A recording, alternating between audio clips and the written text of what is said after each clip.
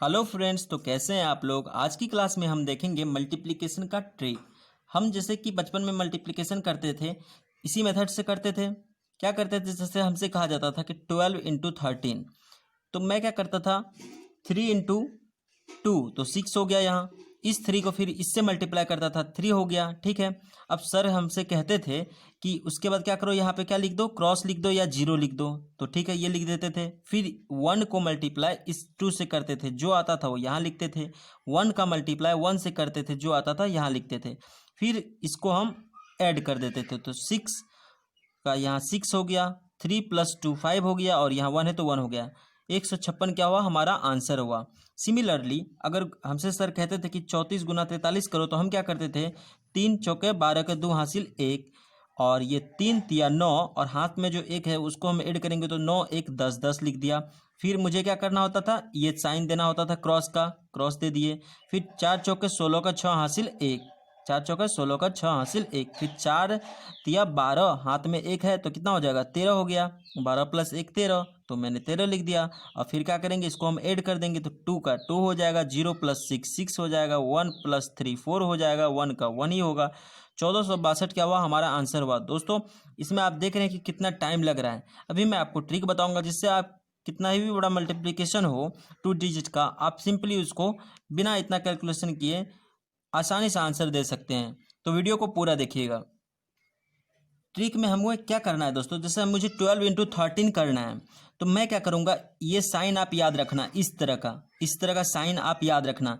इसका मतलब क्या हुआ, सबसे पहले मैं इसका मतलब ये हुआ कि मुझे 2 और 3 को मल्टीप्लाई करना है। कितना हुआ, 6 में लिख दिया। अब इसका मतलब क्या हुआ कि 1 को 2 से मल्टीप्लाई करना है और 3 को 1 से मल्टीप्लाई करना है। ठीक है, तो मैं क्या कर दिया, 3 × 1 कितना हो गया, 3 को जब 1 से मल्टीप्लाई किए तो कितना हो गया, 3 हो गया, और 2 को 1 से मल्टीप्लाई किए तो कितना हो गया, 2 हो गया। दोनों को ऐड कर देना है, कितना हुआ दोस्तों, 5 हुआ। तो मैं क्या करूंगा, यहाँ 5 लिख दूंगा। ठीक है, यहाँ तक। और ये साइन का मतलब क्या हुआ कि ये दोनों को आपस में मल्टीप्लाई कर दूंगा। 1 × 1 कितना हुआ, 1। अपना आंसर कितना आया, 156।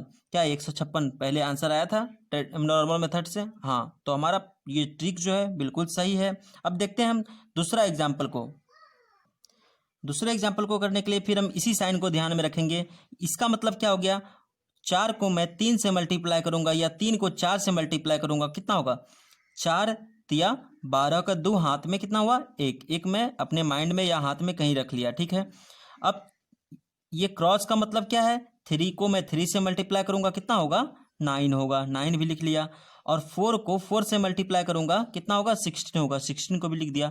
सबको ऐड कर दिया दोस्तों, तो 9 1 10 6 कितना हो गया, 9 1 10 16 का 6 हासिल 1, और 1 यहाँ है, 1 हाथ में है तो कितना हो गया, 2 हो गया, 26। तो 26 का मैं क्या करूंगा, यहाँ पे 26 का 6 लिख दूंगा, और हाथ में कितना बचा, +2। ठीक है दोस्तों, अब ये वाला साइन का क्या करूंगा, 4 को मल्टीप्लाई 3 से करूंगा, कितना होगा, 4 तिया 12 +2 कितना हो जाएगा, 14।